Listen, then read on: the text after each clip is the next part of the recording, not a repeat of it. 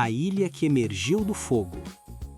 No meio do Oceano Atlântico, a 545 quilômetros da costa brasileira, existe um lugar que parece ter sido esculpido por forças que desafiam a imaginação humana. 21 ilhas e ilhotas emergem do mar como fragmentos de um mundo perdido. Águas tão transparentes que você pode ver até 50 metros de profundidade. Praias eleitas as melhores do planeta e uma história tão turbulenta quanto as ondas que quebram em suas falésias.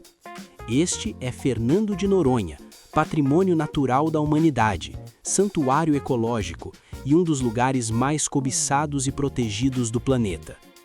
Mas antes de ser paraíso turístico, Noronha foi presídio, base militar, território estratégico e, durante milhões de anos, apenas o topo de uma montanha submersa que poucos olhos humanos haviam contemplado. Noronha por números. Distância do Recife, 545 quilômetros. Formação, 21 ilhas e ilhotas, apenas a principal é habitada. População fixa, 3.167 habitantes, censo 2022. Área total, 26 quilômetros quadrados. Ilha principal, 18,4 quilômetros quadrados. Altitude máxima, Morro do Pico, 321 metros. Temperatura média, 26 graus Celsius o ano inteiro. Limite de turistas, 450 por dia. Status, Patrimônio Natural da Humanidade, Unesco, 2001. O vulcão que virou paraíso. Para entender Fernando de Noronha, precisamos voltar muito antes dos humanos, muito antes do Brasil existir como nação, muito antes de qualquer olho humano contemplar estas praias. Há aproximadamente 12 milhões de anos, violentas erupções vulcânicas sacudiram o fundo do Oceano Atlântico. O magma jorrava das profundezas da Terra, construindo lentamente uma montanha submarina. Essa montanha, ao longo de milhões de anos, alcançou 4.000 metros de altura a partir do assoalho oceânico. O que vemos hoje, as praias, os morros, as falésias, é apenas o topo dessa estrutura colossal, menos de 5% de toda a formação. As rochas que você pisa em Noronha são testemunhas de um planeta em constante transformação. Os morros que você fotografa são os restos de antigas crateras vulcânicas. As praias de areia fina são o resultado da erosão incansável do mar sobre a rocha vulcânica. Mas a história geológica de Noronha não terminou. A montanha continua lá, submersa, sustentando tudo que existe acima, e o mar continua esculpindo, lentamente, as formas que admiramos. A descoberta e o homem que deu nome à ilha. 1503. A segunda expedição exploradora de pau-brasil, comandada por Gonçalo Coelho, navegava pelo Atlântico Sul quando avistou algo inesperado, um arquipélago até então desconhecido dos europeus. Mas foi o navegador italiano Américo Vespúcio, aquele que daria nome ao continente americano, quem primeiro registrou a descoberta. Em 10 de agosto de 1503, ele escreveu: "Aqui é o paraíso." O arquipélago recebeu o nome de seu donatário, Fernão de Noronha, ou Fernando de Noronha, como a pronúncia popular consagrou. Quem foi Fernando de Noronha? Curiosamente, o sobrenome original não era Noronha, mas Loronha, com L. Os registros mais antigos, preservados na Torre do Tombo, em Lisboa, grafam seu nome como Fernão de Noronha. Ele era um fidalgo da corte de Dom Manuel I, o rei que financiou as grandes navegações. Mas mais importante, era o representante em Portugal de Jacob Fugger, o homem mais rico da Europa na época, um banqueiro alemão que financiava impérios. Fernão financiou expedições para extrair pau-brasil da costa brasileira.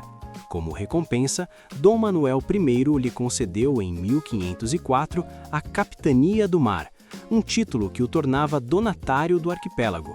Mas atenção, diferente das capitanias hereditárias no continente, Noronha nunca teve um projeto português de ocupação.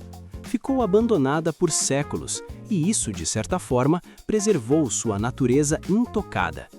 Curiosidade: a família Louronha manteve a posse da ilha até 1700, quando foi incorporada por carta régia à capitania de Pernambuco.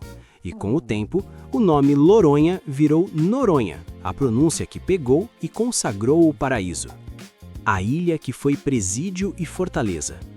A localização estratégica de Noronha, a 545 quilômetros do continente, no meio da rota do Atlântico Sul, fez da ilha um prêmio cobiçado por potências europeias durante séculos.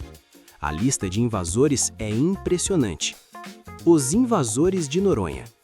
1534, ingleses chegam pela primeira vez. 1556 a 1612, franceses ocupam a ilha por mais de 50 anos. 1629 a 1654, holandeses tomam controle usando Noronha como base. 1736, franceses conquistam novamente. 1737, portugueses retomam e, desta vez, para sempre. Essa sucessão de invasões levou o Reino de Portugal a uma decisão radical em 1737, transformar Noronha numa fortaleza inexpugnável. Foram construídos nada menos que 10 fortes em pontos estratégicos da ilha, acima de todas as praias onde era possível desembarcar. Um sistema defensivo impressionante para uma ilha de apenas 18 quilômetros quadrados. Destaques das fortificações. O mais importante era o Forte de Nossa Senhora dos Remédios, no alto da ilha. Hoje, suas ruínas abrigam um museu e oferecem uma das vistas mais espetaculares do arquipélago. Outros fortes, como o Forte de São João Batista e o Forte de Santo Antônio, protegiam as enseadas e garantiam que nenhuma invasão passasse despercebida. Até hoje, as ruínas dessas fortificações pontilham a paisagem de Noronha, testemunhas silenciosas de um tempo em que a ilha era menos paraíso e mais posto avançado de guerra. O presídio mais temido do Brasil. Paralelamente às fortificações, Noronha ganhou outra função, uma das mais sombrias de sua história. A partir de 1737, Noronha começou a receber prisioneiros. Por mais de 200 anos, até 1972, Fernando de Noronha funcionou como presídio. A vida no presídio. Os presos eram enviados ao arquipélago para cumprir penas longe do continente. Criminosos comuns, mas também prisioneiros políticos, especialmente durante a ditadura militar, já no século XX. Havia uma hierarquia rígida entre os detentos. Aqueles com penas mais leves podiam, curiosamente, construir suas próprias casas e até trazer as famílias para morar na ilha. Uma forma de povoamento forçado, disfarçada de progresso. Mas para a maioria, a realidade era dura. Trabalhos forçados, isolamento, disciplina rígida. As paredes de pedra que hoje atraem turistas eram, para muitos, a última imagem da liberdade. O presídio de Noronha entrou na história como um dos mais temidos do Brasil, e sua desativação em 1972 abriu caminho para a transformação definitiva da ilha. Base militar na Segunda Guerra. Em 1942, o mundo estava em guerra, e a posição estratégica de Fernando de Noronha, a menos de 3.000 quilômetros da costa africana, ganhou importância geopolítica crucial. O governo brasileiro, alinhado aos aliados, cedeu parte do território da ilha para a instalação de uma base militar americana. A base servia para monitorar o tráfego marítimo no Atlântico Sul, rota vital para o abastecimento dos aliados. Navios alemães, os temidos U-boats, caçavam embarcações na região, e Noronha era um posto avançado de observação. A presença americana transformou temporariamente a dinâmica da ilha. Novas tecnologias chegaram. A pista de pouso foi ampliada. Soldados americanos circularam pelas ruas trazendo influências culturais inéditas. O Santuário Ecológico. A transformação de Noronha, de presídio a paraíso, começou nos anos 1980, com a criação do Parque Nacional Marinho. Mas o reconhecimento definitivo veio em 2001. Nesse ano, a Unesco declarou Fernando de Noronha, junto com o Atol das Rocas, Patrimônio Natural da Humanidade. O título não é apenas uma honraria, é um reconhecimento da biodiversidade extraordinária do arquipélago, que abriga espécies raras e endêmicas tanto em terra quanto no mar. A biodiversidade de Noronha. Aves marinhas, atobás, fragatas, viuvinhas, trinta-réis. Tartarugas, cabeçuda, dipente, oliva, verde, desova nas praias. Peixes, mais de 200 espécies registradas. Golfinhos rotadores, população residente de cerca de 600 indivíduos. Recifes de coral, 15 espécies catalogadas. Vegetação, Mata Atlântica de altitude, vegetação de restinga. A importância ecológica de Noronha é tamanha que cerca de 70% do arquipélago é área de proteção federal, gerida pelo ICMBio em parceria com a iniciativa privada. Isso significa regras rigorosas de visitação, controle de impacto ambiental e um compromisso com a preservação que serve de modelo para o mundo. Os golfinhos da Baía dos Golfinhos. Se há um símbolo vivo de Fernando de Noronha, são os golfinhos rotadores, Stenella longirustris, que visitam a Baía dos Golfinhos todas as manhãs. Este é um fenômeno único no mundo. Normalmente, esses golfinhos preferem águas abertas, mas aqui, em Noronha, eles vêm descansar, socializar e se reproduzir. As praias mais lindas do mundo. Toda essa história, toda essa preservação, todo esse esforço de conservação converge para um ponto. As praias de Fernando de Noronha são repetidamente eleitas as mais bonitas do planeta. A Baía do Sancho já conquistou o título de melhor praia do mundo pelo TripAdvisor por 5 vezes. Não é para menos, um anfiteatro natural de falésias verdes, areia dourada e água tão transparente que você vê os peixes a metros de distância. O acesso já é uma aventura, uma descida por escadarias entre as rochas ou a chegada de barco, deslizando sobre o mar cristalino. Tour pelas praias. Baía dos Porcos, o cartão postal de Noronha. O Morro Dois Irmãos emoldurado por águas esmeralda, piscinas naturais entre as rochas, perfeita para fotos inesquecíveis. Praia do Leão, a mais selvagem. Tartarugas marinhas desovam na areia, mar agitado de um lado, piscinas naturais do outro. Ideal para quem busca solidão. Praia do Sueste, dentro do Parque Nacional. Água calma, ideal para mergulho com snorkel, peixes coloridos, arraias e às vezes até tubarões lixa, inofensivos e fascinantes. Cacimba do Padre, paraíso dos surfistas. Ondas tubulares no verão, competições internacionais já aconteceram aqui. Praia da Atalaia, só é acessível na maré baixíssima, com guia credenciado.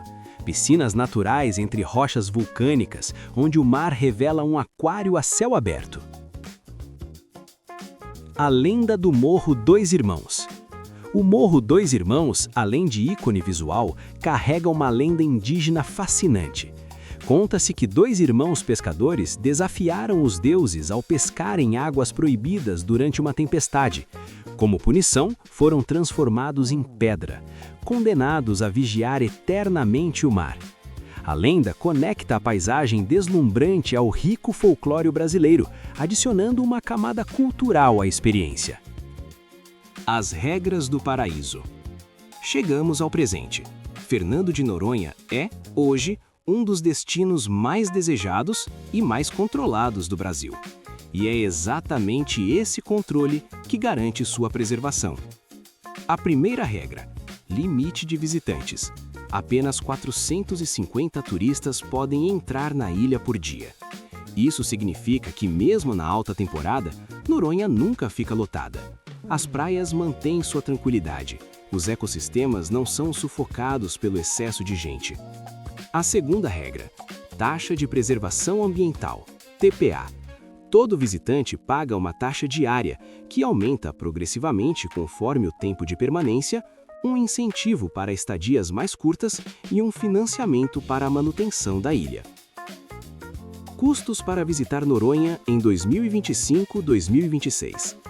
TPA, taxa de preservação ambiental, R$ 97,16 por dia. Ingresso do Parque Nacional Marinho, R$ 179, válido por 10 dias. Passeios. Ilha Tour, volta à ilha, aproximadamente R$ 250. Mergulho com cilindro, a partir de R$ 800. Passeio de barco, a partir de R$ 270. Hospedagem, média por noite. Econômica, R$ 450 a R$ 600. Intermediária, R$ 600 a R$ 1.000. Luxo, até R$ 3.000.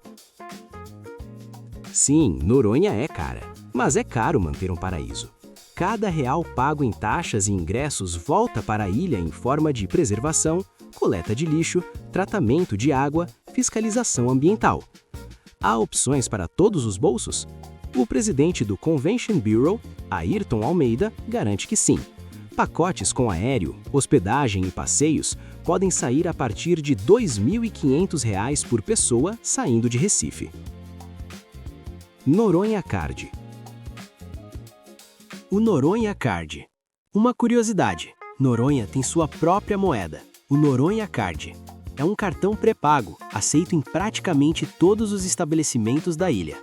O sistema reduz a circulação de dinheiro físico, aumenta a segurança e ajuda no controle financeiro dos visitantes. Você carrega o cartão na chegada e usa durante toda a estadia. Os moradores, em sua maioria, trabalham com turismo, em pousadas, restaurantes, como guias, condutores de buggy, artesãos. O dinheiro que circula na ilha vem, quase integralmente, de quem chega de fora. O futuro de Noronha. Cena 14. O futuro de Noronha. E o futuro? Noronha vive um momento de transformação planejada. Em 2025, o arquipélago registrou números expressivos: 62.966 visitantes no primeiro semestre, um crescimento de 10,6% em relação a 2024. A ocupação hoteleira média foi de 67,6%, com picos de 80% em janeiro. Esse crescimento tem razões claras. O que muda em Noronha? Aeroporto reformado, novo terminal autossustentável, jatos liberados. Desde abril de 2025, aeronaves a jato podem pousar. Novas rotas, potencial operação da Azul a partir de Confins, Minas Gerais. Promoção internacional, roadshows na Argentina, Chile, Uruguai, Paraguai, Portugal e Espanha. Meta: aumentar fluxo internacional, hoje menos de 10%. A estratégia, no entanto, não é crescer a qualquer custo. O limite de 450 turistas por dia continua. A meta é qualificar o turista, não aumentar volume. Ayrton Almeida, presidente do Convention Bureau, resume: Noronha trabalha dentro de limites ambientais e legais. Nosso objetivo é manter a estabilidade anual, com voos cheios todos os meses, mas sempre com responsabilidade. O paraíso continua protegido, apenas um pouco mais acessível. Fernando de Noronha nos ensina uma lição poderosa sobre a relação entre humanos e natureza. Uma ilha que emergiu do fogo vulcânico, que foi disputada a tiros de canhão, que aprisionou homens por séculos, que serviu à guerra, hoje é um santuário. Se você gostou do vídeo, não esqueça de deixar o like e se inscrever no canal para acompanhar os próximos conteúdos. Muito obrigado por assistir e até a próxima!